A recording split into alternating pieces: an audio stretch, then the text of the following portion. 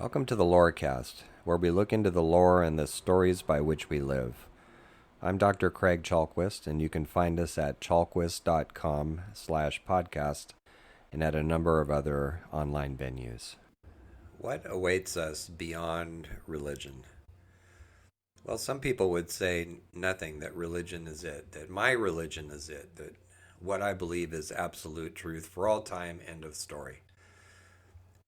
By contrast, according to the latest Pew polls, religion in the United States is on the downswing in the sense that attendance at religious services and identification with a particular religion is tumbling, and has been for a while, actually.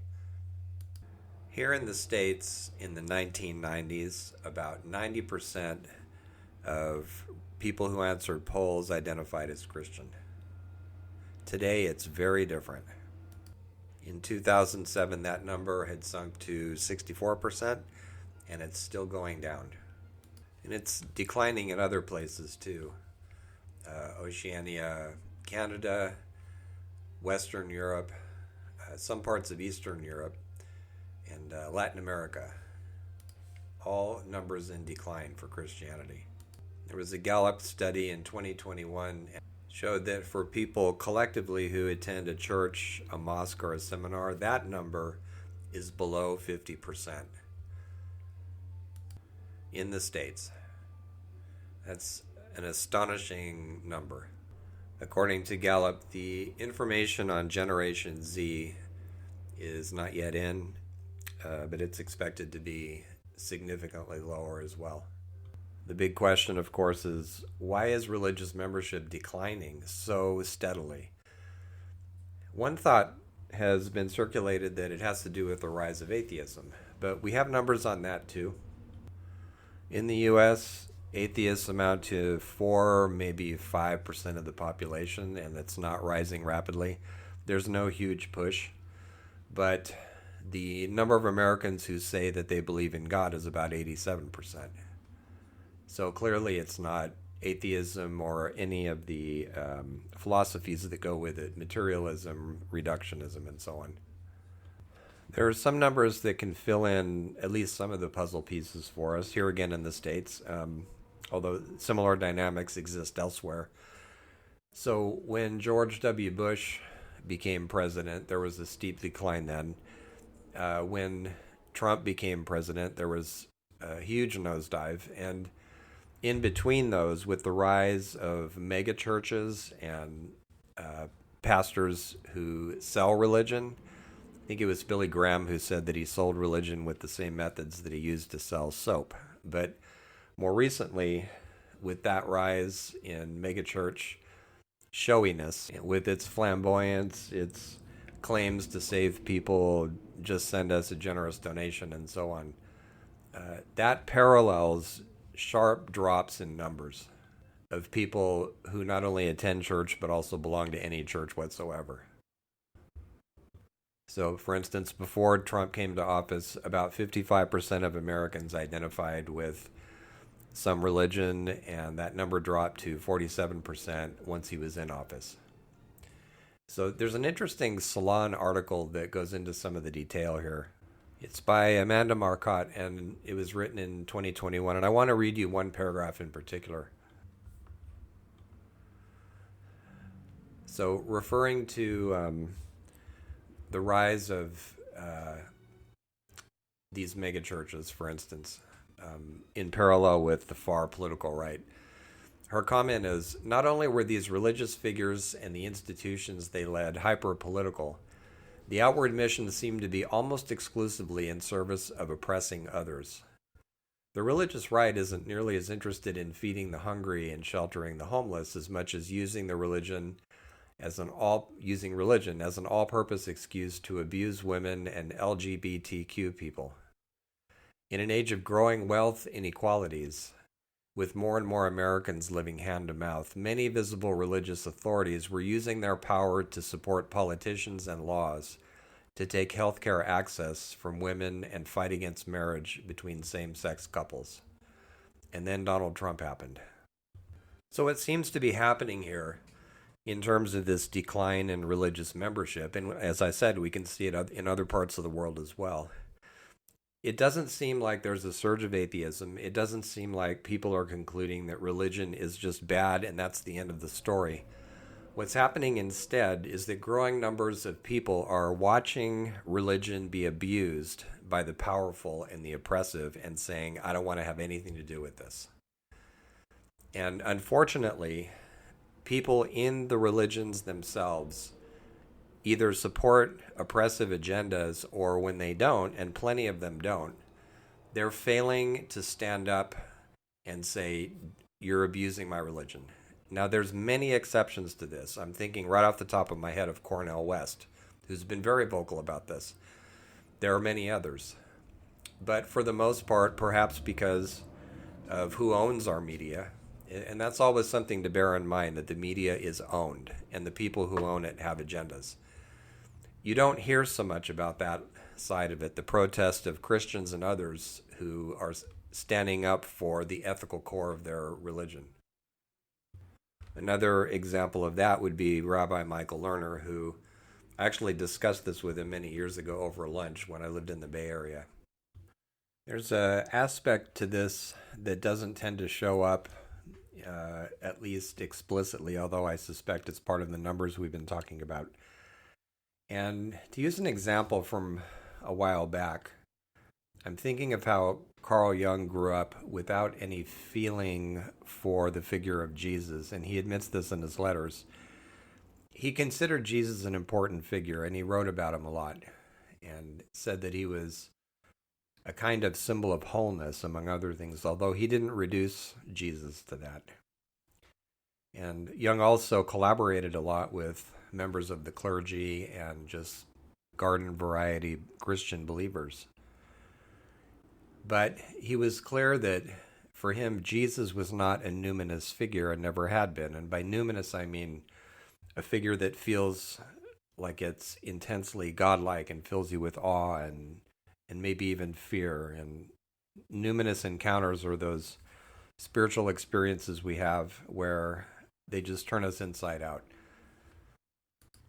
They're not all choirs and rainbows, although they can be, but they're hugely transformative. I'm thinking of the poet Rilke writing that every angel is dangerous. So Jung came to his version of psychology, depth psychology, partly because he needed a path to the sacred, and Lionel Corbett's work really addresses this. He needed a path to the sacred that wasn't religious. Can we access the divine psychologically? That was one of Jung's questions. And he used a lot of precedents from the history of Hermeticism and Gnosticism to guide his way, which he admits in a letter. He says they actually provide the foundation for his theory of the unconscious. So Jung never gave up on religion. He thought religion was very important. And he would even describe himself sometimes, maybe with tongue a little bit in cheek, as a left-wing Protestant. But there remains the dilemma for a lot of us of what do you do when the symbols and images and dogma and all the rest of it of the religion you grew up in don't do anything for you emotionally. They don't in any way light you up. They don't excite you. You dread going to church or mosque or temple or wherever you go. You dread those conversations. So how's your walk with Jesus? Well, he's walking on water and I'm under the surface. And this is something I know from personal experience, that within religious organizations that are intolerant, you get blamed for it, right? It's your fault that you aren't lit up by Jesus or whatever figure. And in such organizations, it never occurs to anybody to ask, and if it did, they would quickly repress it. What if this person wasn't born with a Christian psychology? What if this is just the wrong religion for them? What if there is no right religion for them? Those are scary questions for zealots. And so zealotry is one of the ways that people who are secret doubters, unconscious doubters, deal with their doubts. They're in a mythic system that has not significantly moved forward since maybe the Middle Ages, and they don't know what to do with that. The myths are worn out. And by myth, I don't mean a lie or something that's untrue. I mean a body of story and practice that's numinous for people, that says something about our connection to the more than human, and that has certain traditions and rituals attached to it. So we could also say that, for instance, the Christian story or the Muslim faith, or you use words like that. The word choice doesn't matter that much for this discussion. What matters is that sometimes when people don't feel some kind of renewal, some kind of transformation from their religion, they stuff their doubts down into their psyche and they become fanatical about it. And anything that could even remotely surface a doubt is stamped down. Karen Horney, in a different context, talks about secondary defenses. And from a psychoanalytic perspective, what she meant is that when people are injured psychologically somehow and they're trying to keep something out of awareness, they develop this sort of radar where everything that even looks like it's potentially risky to be aware of is rejected. And so you see a lot of this in intolerant religious circles. So zealotry is one way of dealing with the fact, and it is a psychological fact for some of us, that the figures, the stories, the doctrine don't do anything for you. They don't address who you are or where you live. So zealotry is more a symptom than a solution. Another thing that can happen, and some of Jung's patients went through this, although Jung himself did not, is that they find a new way of understanding the symbols and figures and deities in their religion, and then they get reinvigorated and lit up by it again. And so Jung talked about a patient of his who wrote to him and said that they were basically a lapsed Catholic, but because of studying depth psychology, they had regained their faith on that level. So that's something that happens. And a third thing that happens is that some of us go looking for a different religion. So maybe we become Buddhists after we grew up Christian. Maybe we grew up in Judaism and then we try out Hinduism and that sort of thing. And the problem is, if we're not raised in that culture, then we risk appropriating other people's religions and using them in ways that they weren't really intended to be used. Also, in any religious system, there's these underlying assumptions that never get spoken that are shared by the people in the cultural group that the religion comes from, but largely unknown to anybody outside the group. So an example comes from Buddhism where, and this is more talked about now, it's more conscious now, but part of the assumption was that you don't go down that contemplative part of Buddha's path unless you've done some homework on yourself and you've had a certain amount of life experience. And so people at first in the West were going into Buddhism without having any of that, and then having weird results, not really getting it, having trouble at the practice, that sort of thing. So this is more addressed now than it used to be. And then there's a fourth option, which is we find a different path to the sacred. We bow respectfully to the path that we come from, and maybe even keep aspects of it that we still find important, but we go on our own search. And maybe that search takes us beyond religion altogether. Part of what that means is what many of the leaders of organized religion tend to fear most. That our intuitions, our visionary experiences, our most powerful imaginings, sacred dreams, and other kinds of numinous encounters do not require their authorization. So, in some ways, the current world religions have, and Christianity in particular, I think, they were the original patenters of the trademark system itself, in the sense that they insist, Christianity in particular, that only what they certify is spiritually valid. So, one of the choices facing a seeker is whether to take that seriously or not. And one way to go beyond that consideration entirely is to recall that in all the world religions, those and other forms of spiritual knowledge, otherwise known as gnosis, have a long tradition in many religions themselves, as well as in many kind of cultural settings where inspired people gather to weave stories around what their experiences have told them. When they started doing that, there was no authorization. Now, of course, the standard atheist response to that is, well, every lunatic thinks that God tells them to do things. And the the thing to realize here is that people who are mentally unstable and who hallucinate tend to think the hallucinations are literally real, which is pretty much what religion does in terms of its teachings, especially in less progressive religious circles where what we teach is the truth with a capital T.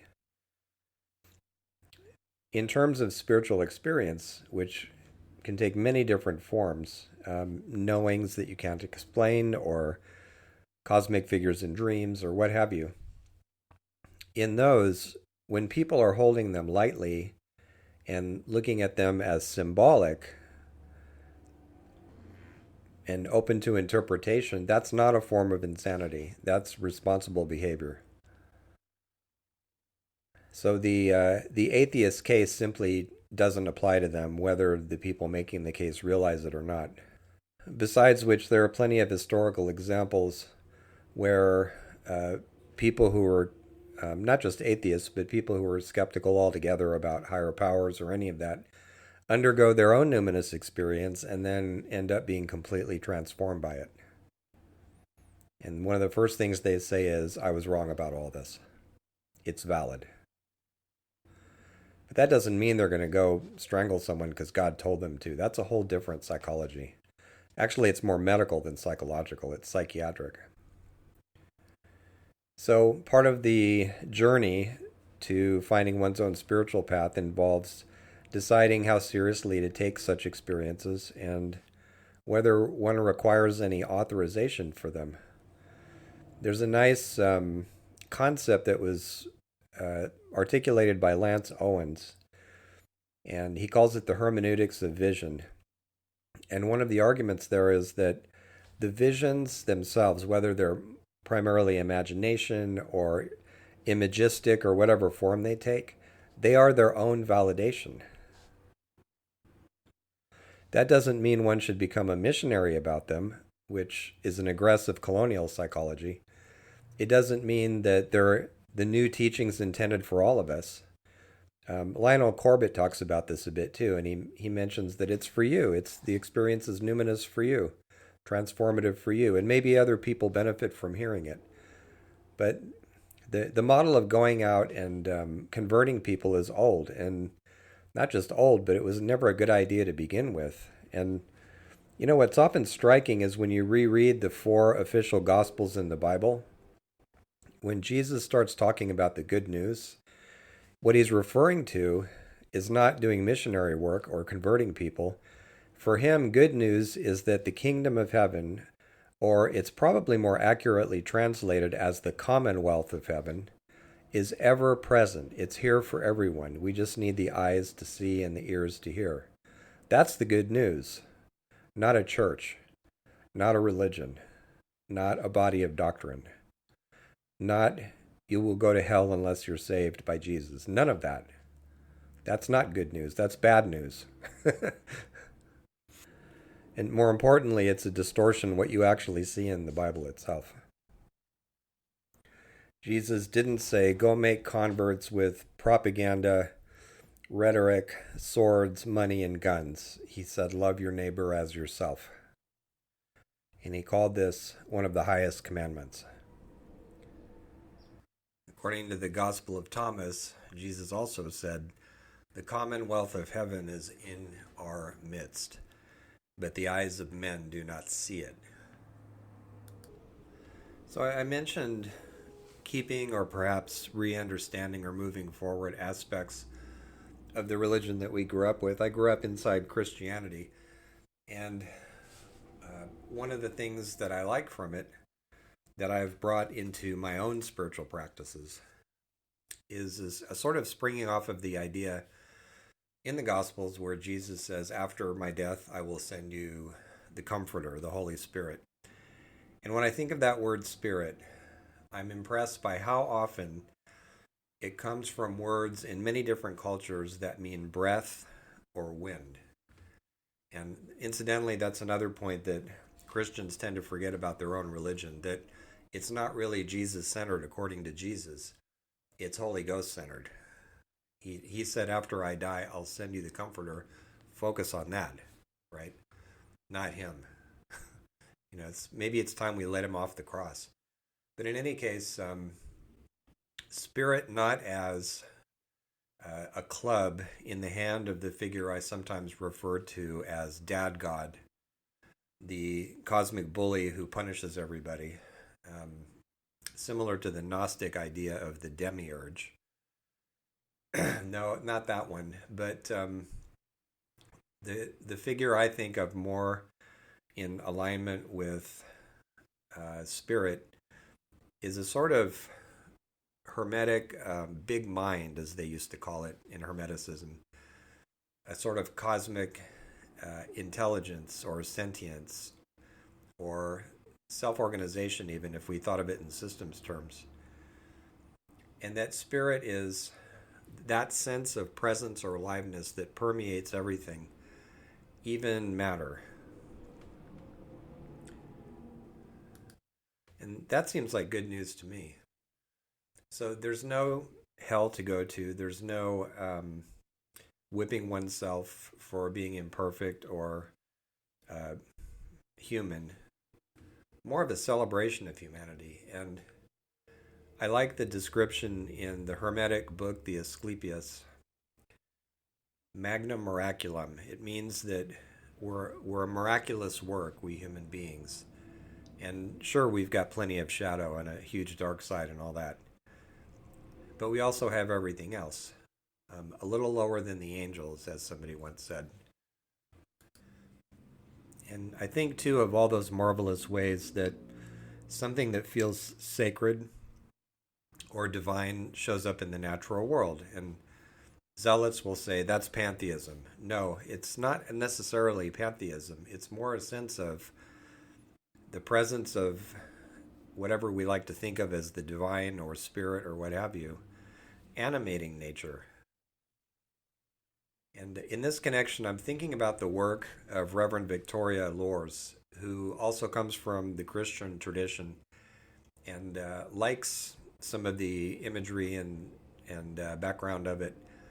But one of her thoughts in her book, Church of the Wild, is instead of staying indoors all the time worshiping, why don't we go outside and appreciate? Why don't we take a cue from cultures that say, our temple's out here? Or we could even have both. We can have an indoor temple and an outdoor temple. And this whole idea that the earth itself has a soul, which is an ancient cross-cultural idea. Plato refers to the anima mundi, although that tends to mean the cosmic soul too. Kepler, the scientist, talked about the anima terrae, the soul of earth. And Gustav Fechner, an early psychologist, wrote about it too. And of course, many other people. And in class, sometimes I encourage my students to fall asleep thinking about Earth and asking for a dream and see what happens. And the dreams are often beautiful and sometimes disturbing and always deeply meaningful. Also, my own spiritual path tends not to be belief-oriented. I think belief is overrated. I think it can serve as a defense against the feeling of uncertainty and the anxiety it brings up. I did a podcast you might want to listen to called Beyond Belief that addresses this. And what if we replaced belief in absolute truths, which of course commits us to argue with everybody else's absolute truths? What if we overthrew all that and we decided it's not going to be about belief anymore, therefore it's not going to be about conflict with other people, whether they're religious or not. It's going to be about inspiration, about collecting the stories that inspire and turn us on. What about that? There is no absolute authority, divine or human. There is no book that we all have to follow, or actually a book of stories that have many authors that somebody decided was inviolable truth. We don't have to do with any of that. We can keep some of the stories. Some of them are pretty good, but otherwise, the whole structure, though, of safeguarding absolute belief with absolute authority, we can just throw all that out. It's long since time since our species should have outgrown that. We tend to be too stuck to the gods or to God. We fall into a state of over-identification and possession, and then we become less than human with ourselves and with each other. We don't need any of that anymore. And when we realize that, all kinds of options become available. If we want to stay Christian, we can be Christians in a different way. A less colonizing and imperialistic and violent way. Something that's more uplifting, more compassionate. And the same with other faiths too. Or we can just say, I'm done with all that and I want to go my own path. Maybe an eco-spiritual path for a change. And it's important to remember too that all of our ancestors followed an eco-spiritual path. For them, the divine was not separate from the natural world. It was only much later, with the rise of the world religions, and in some case world eradicating religions, that the whole structure of the other world being more important than this world, as though they were separate, that all got going. But not that long ago historically, really. Just a matter of a few thousand years, which historically is not that long a time. We've been around in some form or another for probably 1,000,000 years, so we were eco-spiritual long before we were religious.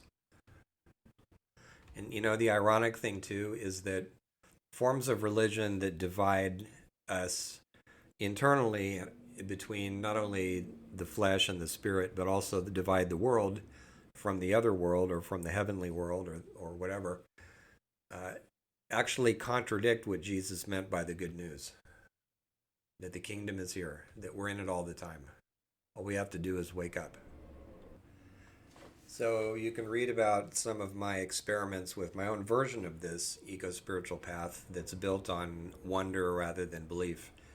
If you go to worldread.org, that'll cue you in a little bit. It's a work in progress because my path is a work in progress. And as I walk it, I carry forward the traditions and the motifs and the images that are still numinous for me, but I reinterpret them to fit my needs for this turbulent time.